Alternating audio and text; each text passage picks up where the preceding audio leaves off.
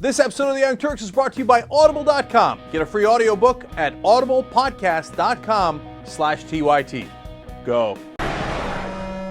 The State of the Union last night, you have a little baraklava to begin things, and then you have a little, some Irish whiskey. Right. You know, that's your Paul Ryan, and then you want to end the night with something a little crazy. So then you smoke a little meth, and that's Michele Bachmann.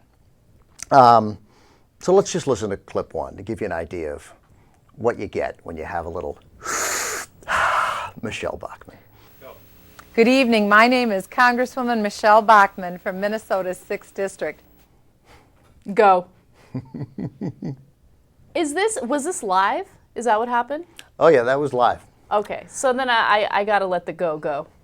No, it was definitely live. Michele Bachmann was delivering the Tea Party's response to the Republican response, and she was just doing her best effort to deliver the message that the Tea Party was really that was the Republican response. That's what she wanted to convey to the American people, that was the message that the voters wanted back on November 2nd, that was the real message from America. Am I right?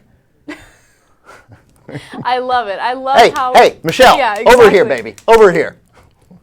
All right, so, but you heard it there, the go. Yeah, the fact that she's not looking at the right camera, she's already lost the audience. People have no idea what she's about to say. Only one network carried it, CNN carried it live. Yeah. So anyway, and then we got to see Michele Bachmann, Professor Bachmann, deliver the facts. Deficits were unacceptably high under President Bush, but they exploded under President Obama's direction, growing the national debt by an astounding $3.1 trillion. Well, what did we buy?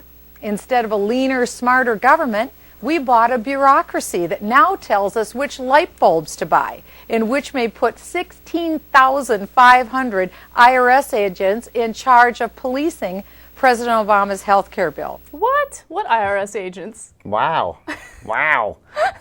Light bulbs to buy.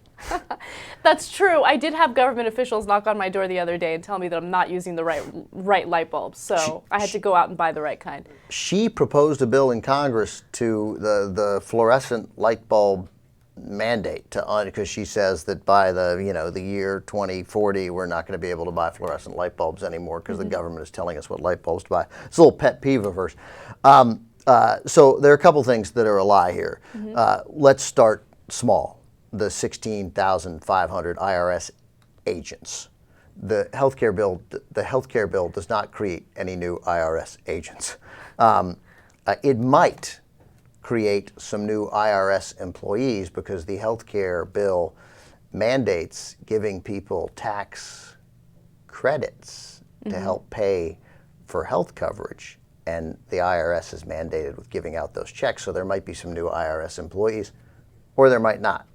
But it would be IRS employees charged with giving you money, and they're no agents. By the way, Ron Paul suggested at one point, the congressman, not the senator, the House member, not the senator, the father, that there would be 16,000 new IRS agents and that they would be carrying guns. So again, it's a long-standing Republican lie on that.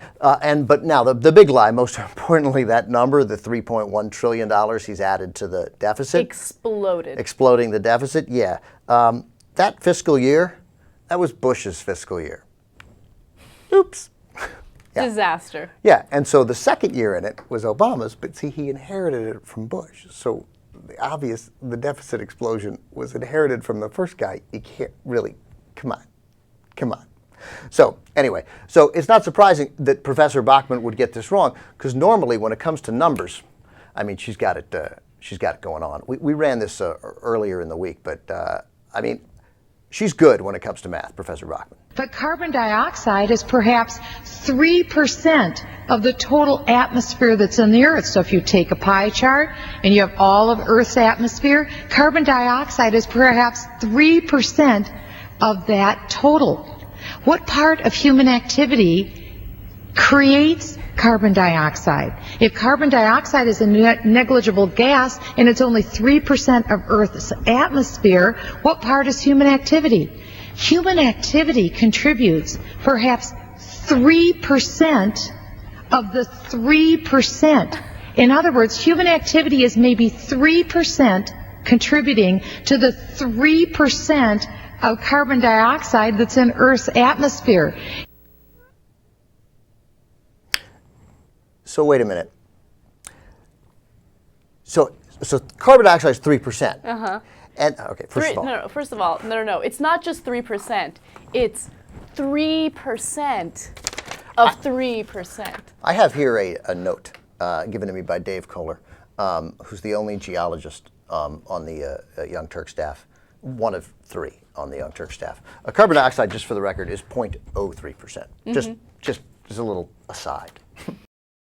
Audible.com is the leading provider of audiobooks. In fact, they have over 75,000 titles. And you can listen on your iPod or your MP3 player. You can listen to it anywhere at any time. It's incredibly convenient.